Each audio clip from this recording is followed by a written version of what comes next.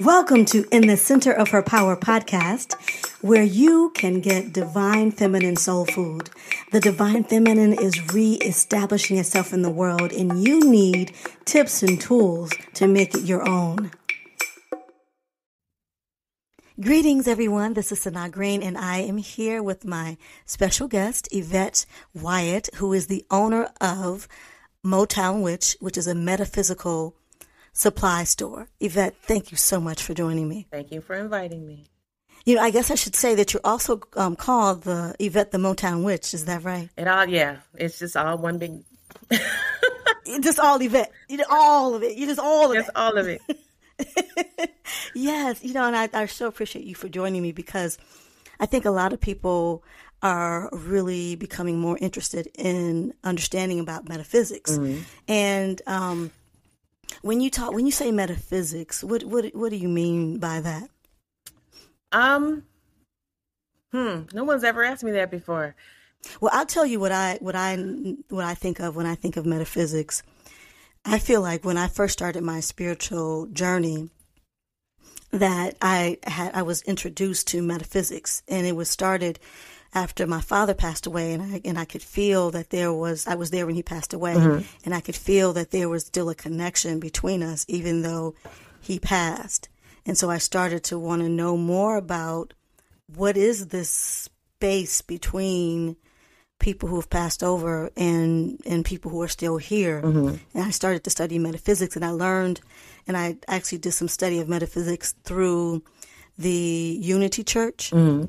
And they have a metaphysical Bible that I looked into. So, and then I also study feng shui. So metaphysics for me is like the connection between that which we physically see and then all of that's beyond what we see. Okay. How do you think of it? I think maybe that's why I've never really thought of it, because this has been me my entire life. I've always communed with other things, and my grandmother would just explain to me what I was seeing and what I was doing. So we didn't have a particular term. So I just did it, So I've been talking to spirits since I was a little kid, and I would just explain to my grandmother what they looked like, and she would tell me who it was.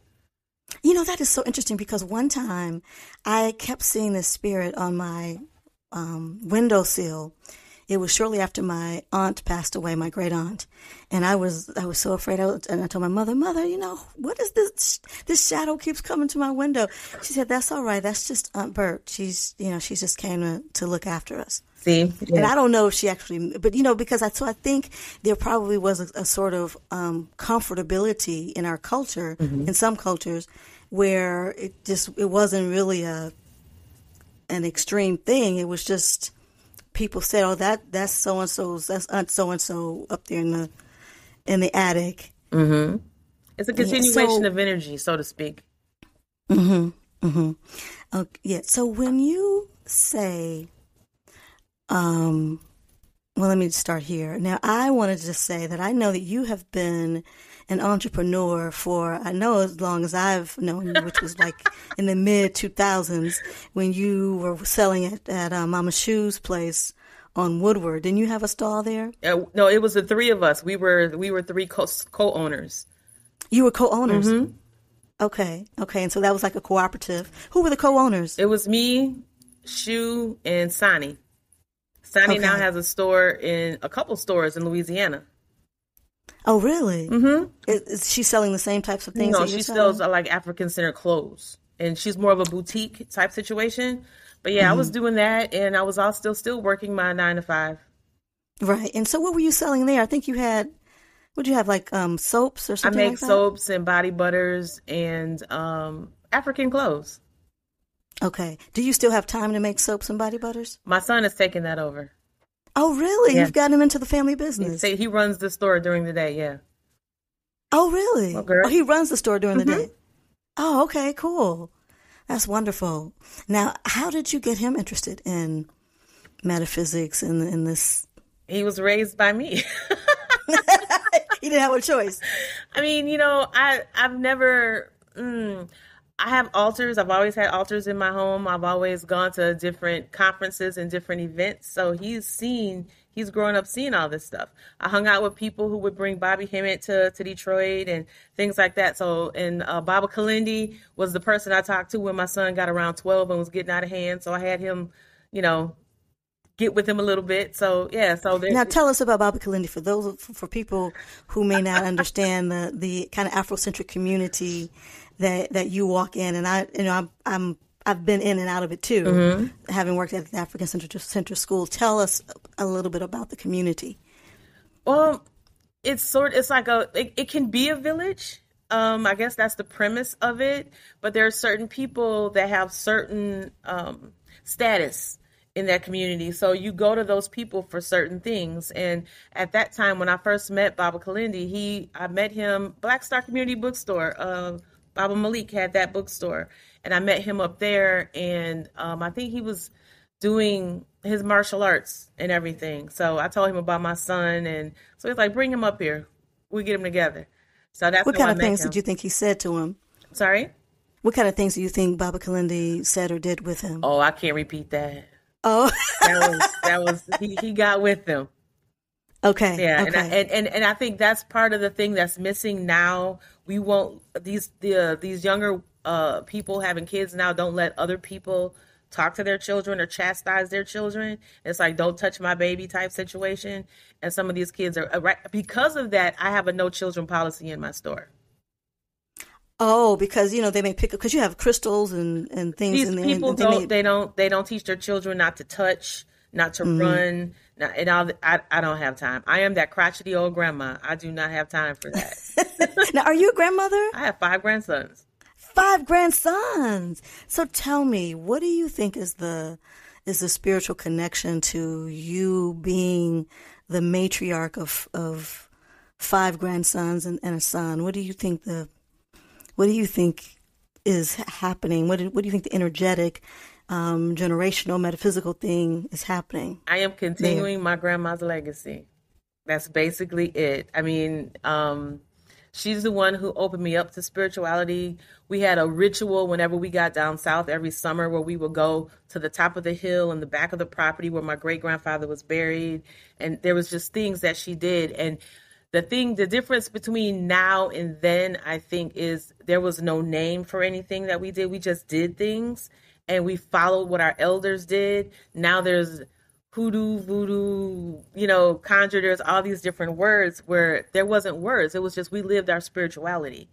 And I'm kind of like that with my kids, my babies. They know the altars.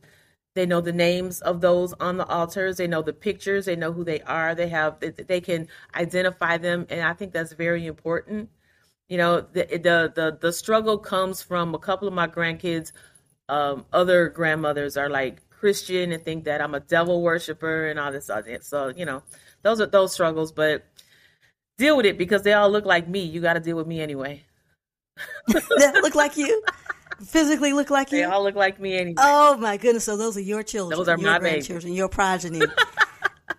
Yeah, I love that. So tell me, I kind of understand. I really do understand about the what has been a rift between the Christian church and those who were, may have been called root workers or connected. And at some point, there were those who did certain things at home and then certain things in the church.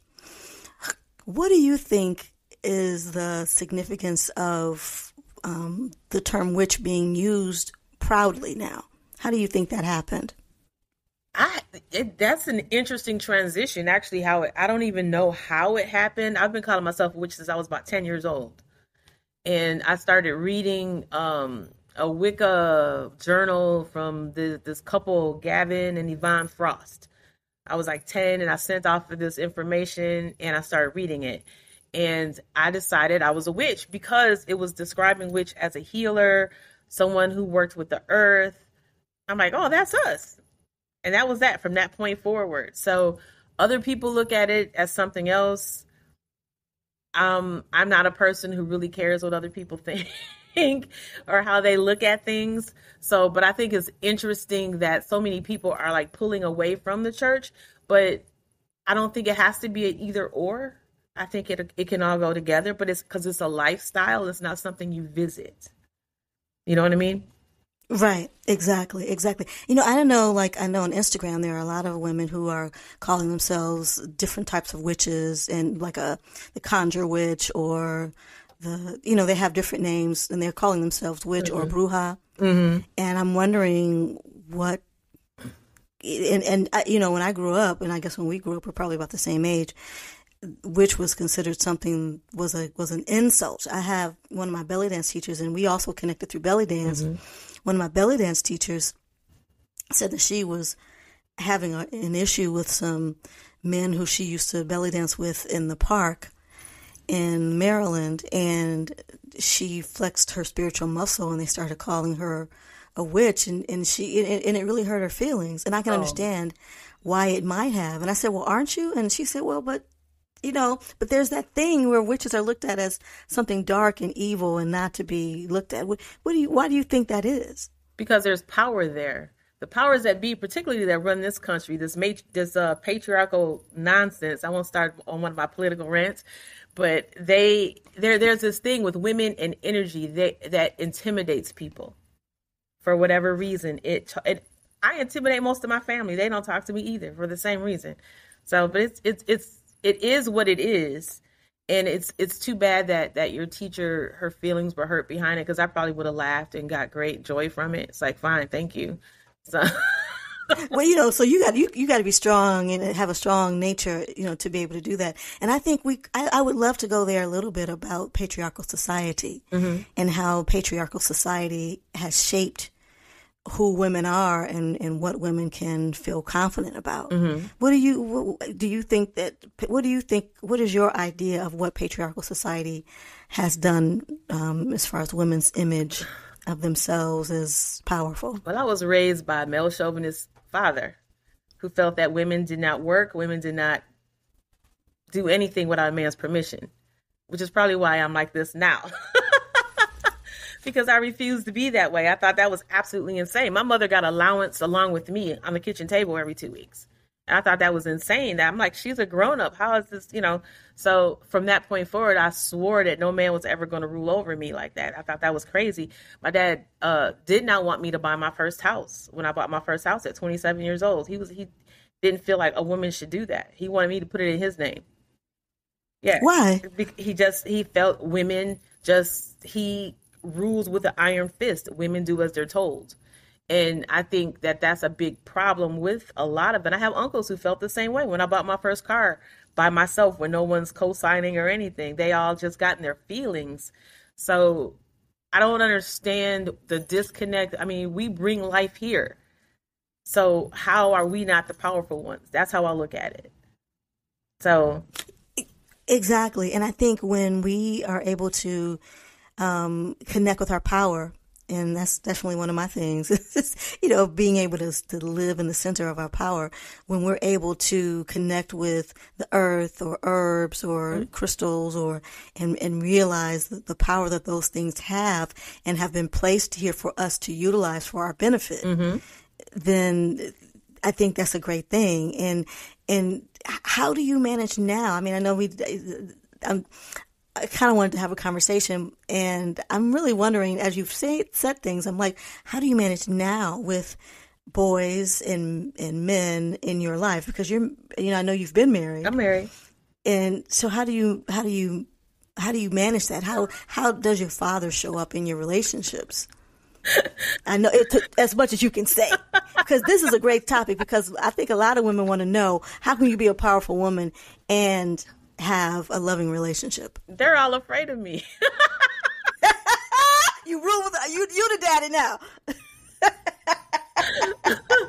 I mean, it's funny. It's hilarious. My oldest grandson is 13, and he's going to be working up here at the store soon too.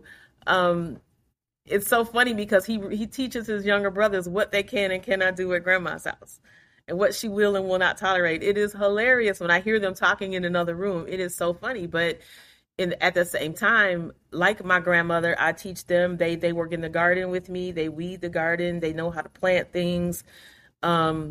I still don't eat processed anything. So we sit there and snap string beans together. So that they're learning whether they want to or not. And it's sort of kind of, you learn by doing. You don't even know that you're being taught. And that's how I was raised. Okay. Okay. Well, that sounds great. That sounds great. I love it. Love it. Love it. You're a big baller, a big mama, and a shot caller. I love it. I want to be like you when I grow up. So tell me, I know that you do some work on your website, MotownWitch. You also have clients. What kind of work do you do with or for your clients? Right now I am so full. I don't even take any new clients right now. But mostly I try to help women empower themselves. I do not do love work. I think that my personal opinion is that's absolutely insane to try to manipulate. Now, when you say love work, what do you mean? To try to manipulate someone to want you or to be with you or to make him stay, or let's make him not cheat. And I'll go, well, let's work on you. Let's get your self-esteem together. Let's get you together so that you glow, so he'll be more attracted to you. How about that? We're not going to work on manipulating him. So there's people who get upset with me for that. But most of my work is helping people get their money together, money work, things like that. Because I don't do the whole manipulation other part. So what kind of things can people do? What kind of thing to get their money together? Well, for one, many people need to cleanse and cleaning your home. We don't clean houses the way grandma used to. And you have to clean your house. You have to clean yourself. Back up. The way our grandmothers did things, there was reasons behind it, really. Grandma coming in on Sundays or Saturdays, whether, and turning on that music and getting out the bleach and doing the thing that's cleansing, that also cleanses the spiritual energy out of the house. Anything negative that's in there. That thing of taking that bath or that shower before you get into bed, because my grandmother was an advocate for you not getting your dirty self in her sheets. That also gets the energy off from the day, from all the people that you encounter. We tend to not do that. A lot of people are stuck. So it's not that they actually need work, any real hard work. They need to get rid of all the blockages because it's dirt, it's energy. That's the beginning of it. That's so important. Mm-hmm. That's so important. There was a method to Grandma's madness. We just thought she was mean. Right. So you have you had more clients since the pandemic started? I've got more since the pandemic started. I got more mail order clients. Okay, a lot more mail order because how can I've moved since that happened. I outgrew my old store. Oh, you moved because I know you started this. You opened a new store. Yeah, I outgrew the old store. This store is probably 5 times the size of the other store. Really? Yeah. Wow. And this isn't something I did on purpose. I had my husband teaches capoeira, and he had a dance studio to teach that, and I had a counter in the back. And I was still working at law firm like I always did, and I had my counter in the back, and then I got tired of the law firm, and I figured I was over 50. I was tired of being irritated, and I wanted to quit. And I decided to do this full time. And next thing you knew, I pushed him totally out of the dance studio. He no longer had it, but because of COVID, he couldn't teach in person anyways. So he used the sunroom at the house and taught via Zoom. And I just took over the entire store. And then by the time our lease was up, it's like, oh, I need a bigger space. We can't fit in here anymore. Now, is he still doing capoeira at your, or will he be doing capoeira at your he does. space? I know you offer yoga classes. Yeah, he has I have a room in the back where he has a dance studio. Okay. All right. Wonderful. So things have kind of switched around. Yeah. Instead of your counter in the back, but I guess it's probably because of the capoeira and not because of the COVID. So what do you think, what are some of the things that you feel are happening spiritually in relationship to COVID? A lot more people are becoming a lot more in tune with themselves. They had to face themselves. That quarantining made you face your own stuff. I find it nice words. I ain't cussed one time. I love this. Quarantining helps you face yourself. So you had nothing to do but to look at yourself and go inside in a lot of occasions. So I ended up with a lot of people in here with lots of questions. Was it their first introduction to metaphysics? Okay. What kind of things were they asking? They usually ask, how do they start an altar? They want to know more about crystals. And I'm not really a crystal person, but I have descriptions by each crystal. So I always suggest them just take a picture of the description, when they buy their crystals. Those things basically, and then they give me here, and I have over 100 herbs. So they look at the herbs, and then they get overwhelmed, and then they start asking about the herbs. So it's a process, but I have things like the book Jambalaya that I sell, and I usually tell them that's a great start because Now, is that by Louisa T? Yes. Tish? Yes. Mm-hmm. She starts off very elementary, so it's a good way to learn just a little bit about all the different, not all of them, but several different traditions. And then I have a couple other books that I usually suggest for people just starting out so that they get a good understanding. So you said that there are different paths to learning about, I don't know if you say witchcraft, but I know that there are different ways to connect. What are some ways that people can connect if they feel like they want to connect with their inner witch? Your inner witch. Or not just inner. So I know there's Wicca, and then there's, what else? See, I don't do the labels. I think that's my problem. Okay. I don't do the labels. Wicca, I know I'm not. I've never been. When I read that stuff at 10 years old, I didn't connect to this Celtic deity stuff. I really don't do the big deity thing. My version of everything is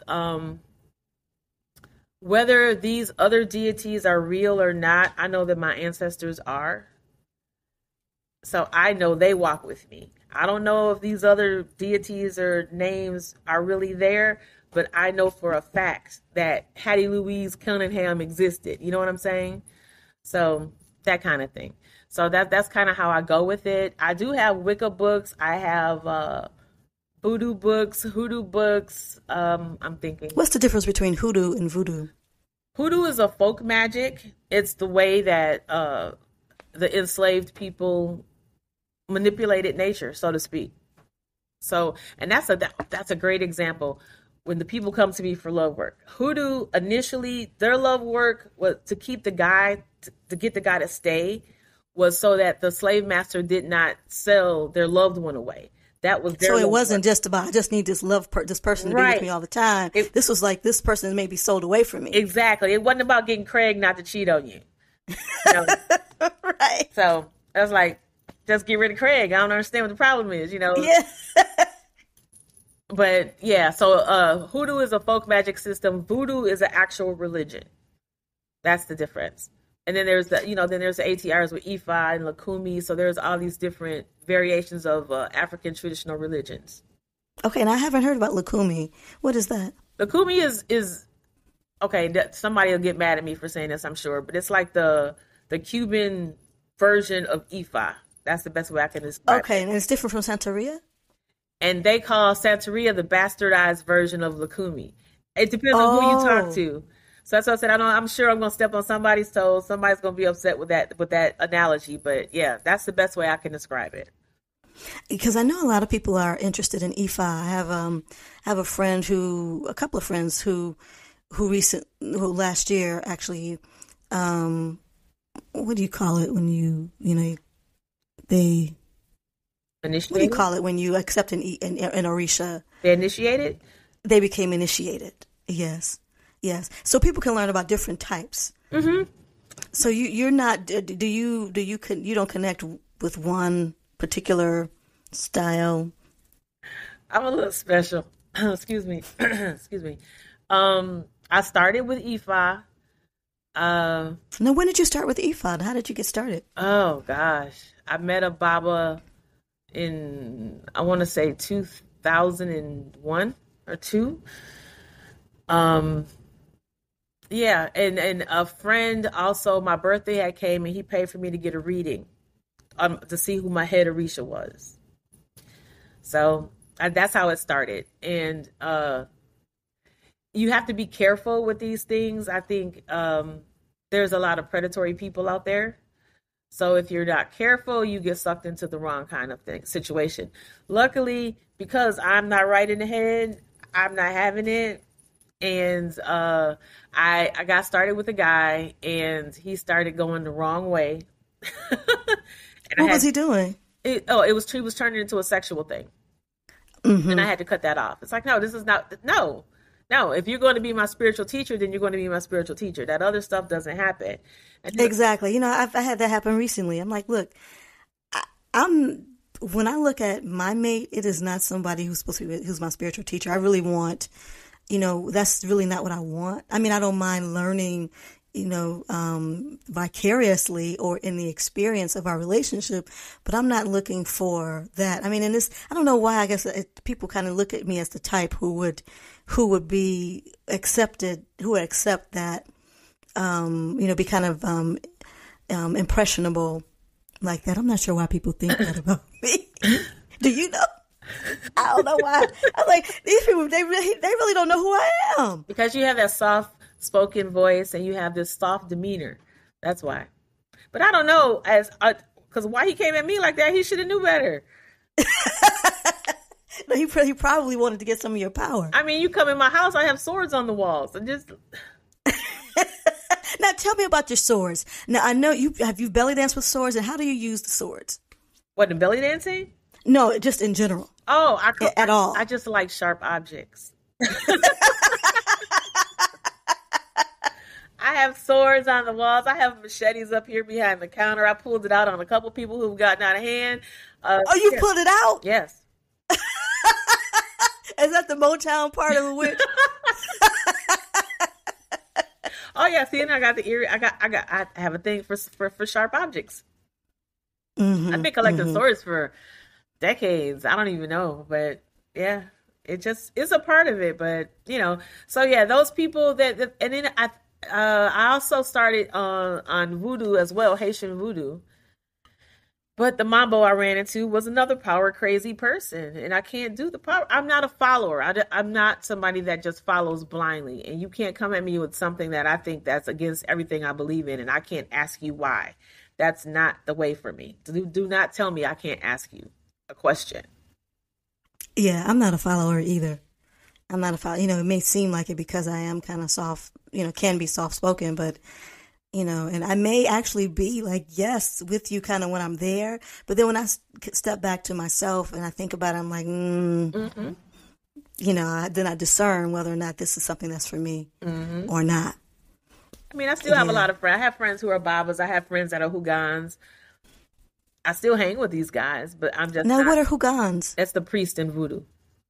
And the Babalao is the priest in Ifa. Uh-huh. Mm-hmm. Okay. Well, if you were to recommend one book for people to get started, you would say that Jambalaya. What's the title? The Jambalaya book is the one that you would recommend? Jambalaya, that is the title. Okay. That Jambalaya, and I have another friend, my friend that's the Hoogan. He has a store in New Orleans. He has a book called Working Conjure. That's the other one I always suggest. Because it's very basic. It breaks down things to the, so you can understand as a novice. And those are the two that I always start with people. So, and he'll be here for my Hoodoo Festival in May. He'll be back in Detroit. Oh yeah, tell us about the Hoodoo Festival. This is the second one. I travel with these guys, and we travel and we do Hoodoo festivals all over the country. We just never did one in Detroit. And then a few years ago, I had a Tata here. And what is a Tata? He's a priest in Palo. I'm trying to remember all these titles. Palo is another ATR. What's ATR? It's another African traditional religion. African traditional religion. Apollo is Palo is from the Congo. It's from the Congo. I have ancestry from the Congo. Oh, see, that's that inner strength. But yeah, we do them all over the country. And he told me, he's like, you should do one here in Detroit. Now, my previous store had a empty lot between me and the next building, and we had it gated off as a parking lot. And he was like, oh, you could do it outside, get the tents, and that's how it started. But my landlord didn't want me to do that. So I ended up doing it at a hotel in Southfield, and it stuck. It was a success, and I pulled in, the crew of us that travel together. They come from New Orleans, California, South Carolina, Atlanta, New York. So everyone came to Detroit. had a blast. They did the festival, so we're doing the second one this year. And when is it? It is, I got it over here because I don't remember dates. May 21st and 22nd. And what can people hope to gain or learn or see at the festival? For your $300 for the weekend, you get 2 classes by each person. I have a couple local people too teaching. Each one of them are teaching one class. A couple of the local people, but I think Hoodoo St. Louise this year is teaching whether you should initiate or not, whether you feel like you would connect with something or not, which kind of piggybacks on this conversation. Basics of voodoo. The other one, I think he teaches a few sex magic classes. Someone teaches something about opening the crossroads. So I can't remember all the classes right now. I should have had the print out here. Well, we can have people go to your website. Yes, they can go to DetroitHoodoo.com, DetroitHoodooFestival.com. So this is for people who may be interested in learning and for people who are already practitioners. Yes. And then we have vendors as well. So you can buy all your magical supplies there. The store is also open that day. So people who want to still come out of the store, they can. We're open 7 days here, so it never closes. Or it does close at night, but so DetroitHoodooFestival.com is where you go to find out the information on the festival. All right. And we still have some vendor opportunities. I think we still have a few more tables open. Okay. So what kind of things can people vend? I think we have enough body butters and yoni steams right now, because that's a big thing right now. But a lot of witchy things I like to get the people who make handcraft. I like handcrafted spiritual items. If I can get some more of those, that would be great. Now, you actually make some spiritual items, right? You handcraft some items, right? Or do you still have time? Not really. I don't have a lot of time. What kind of things did you make before? When you had time, what kind of things did you supplies that you make? I still have to make time to make the dolls because people like my dolls. They call them voodoo dolls, but that really doesn't exist. But that's however they use them is how they use them. In the Wicca Society, they call them poppets. So it depends on, where you are. So they like my dolls. I still make those. I know Samara was doing a doll making workshop when she was alive. Do you remember Samara? Oh, yeah. Mm-hmm. Yeah, that is right. Mm-hmm. I don't make the bracelets anymore. I have to buy those. My son is taking over the body butters. What do I do anymore? I don't even know. Now, what kind of things did you make? I saw a picture on your website where you had some claws and a sword and some other things. Do you make any kind of magical supplies? Oh, yeah. I still embellish and decorate the chicken feet. So you get your I still have to decorate the chicken feet. I do too much. It's kind of weird to try to figure out what I do. I'm looking around the store over there. The dolls, the chicken feet. I make my own Florida water. I make spiritual baths. Wow, you make your own Florida water. Okay, that's wonderful. Yeah. I would love to learn how to do that. Well, I say I want to learn, but for real, most of the time I'm really kind of more of a let me buy from the store kind of person. Because I love the concept of learning, but actually doing sometimes. I do mix my own oils. Okay. Sometimes, like I did a blend for depression and a blend for, I had a lady who came over for a Reiki treatment, and I knew she was having some issues with emotions and heart. And so I made her an oil blend that she could take with her to use. And I've done one for hot flashes for menopause. So, I have an apothecary. It's really kind of more decoration. It is in the kitchen. And I saw you talked about kitchen witchery. Can you tell us anything about, what can you tell us about kitchen witchery? What is that? What can we do in the kitchen that could be like witchcraft? Everything comes out of the kitchen. Everything hoodoo comes out of the kitchen. That's why it's funny with all the different labels and the titles of everything. I tell people stuff like, grandma's pies, the spices that you use in the pie, the nutmeg, the cinnamon, all those spices are money draw spices. All those spices are used in most money work. That's true, because I know in feng shui, there was a thing somehow, I think, where make it mix, you use like cinnamon oil and something else and put it in the wallet. Mm-hmm. So okay, Yeah, things like that. I mean, most illnesses start in the colon, start in the gut, and you start in the kitchen and how to get these things out of you. So that's why my grandmother has her own altar in my kitchen, because that's where she always was. She was always in the kitchen. I'm trying to think what else. There's that. Shoot. And I know you mentioned, like, on your website, I love the little 2-minute videos that you have, where you talked about burdock and how burdock can be used to, I think you said, kind of protect a space. I didn't know that. Yeah, I grind. Oh, I do that too. I grind incense. I make little incense blends with different herbs to create certain things. And it's funny because there's one that I've done for money when we were in the old space. And if business was slow, I would burn this incense. And within a few minutes, next thing you know, we had a whole bunch of customers. Are you serious? So, and my friends are looking at me like, see, there you go. But I mean, these are little things that you learn, little things. I mean, I have the house protected in such a way I can see the spirits, because there's people who just don't like you just because they don't like you. So there's always somebody trying to do something to me, which I think is hilarious. It's usually very funny to me because I see you come in and I know what you're doing. So stop.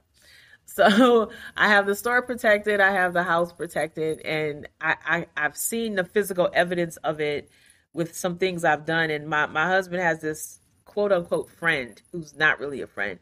And he'll come over to just create havoc. But I did this thing. So he came over. He lives way on the other side of town. He comes in the house and he stops in the foyer. And it's like, boom, he hit a brick wall. He couldn't come any further.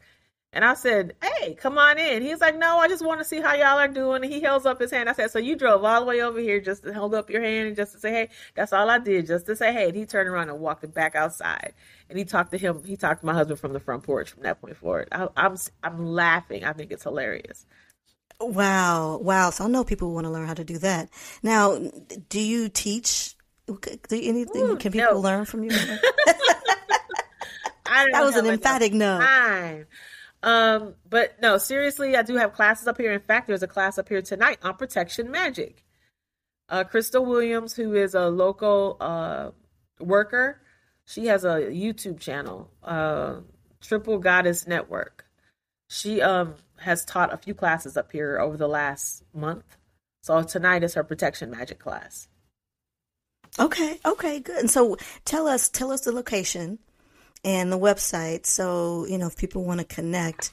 I know I have some Detroit listeners. I think I have some Detroit listeners. I don't know. I know I have some people from someplace in the U.S. and from some other countries. But no worries, because we ship all over. We ship everywhere. My website is MotownWitch.com, and we are located at 16844 Schaefer Highway in Detroit, 48235. So we're right next door to Happy's Pizza. That's how everybody finds me. Well, this is wonderful, and I thank you so much for coming and sharing. I know that some things are private, and you can't always share all the specifics, the details of it. So I appreciate you sharing what you did, and congratulations on your business and on the expansion of your business. And I'm sure you're gonna. I hope that you continue to prosper. Well, thank you. This is how I spend my retirement years. I don't know how much longer. I said I'm 3 years from 60, so I don't know how long I'm going to want to do this. Well, the thing is, you got to set up. So as long as you have the space there, and you can just pop in and oversee. That's what my son said. That's exactly what my son said. Yeah. So thank you.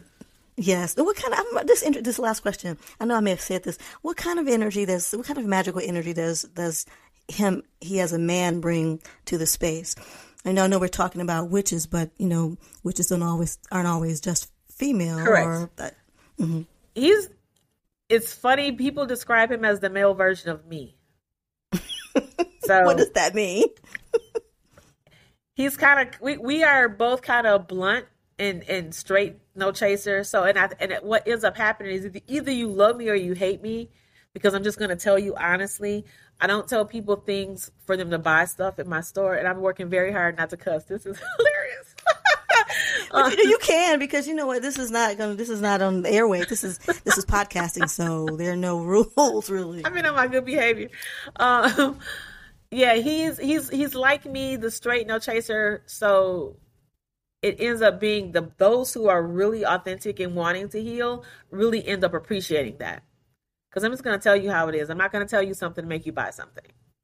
But I would imagine that women probably love coming in and seeing a man who's got his power. They go extra.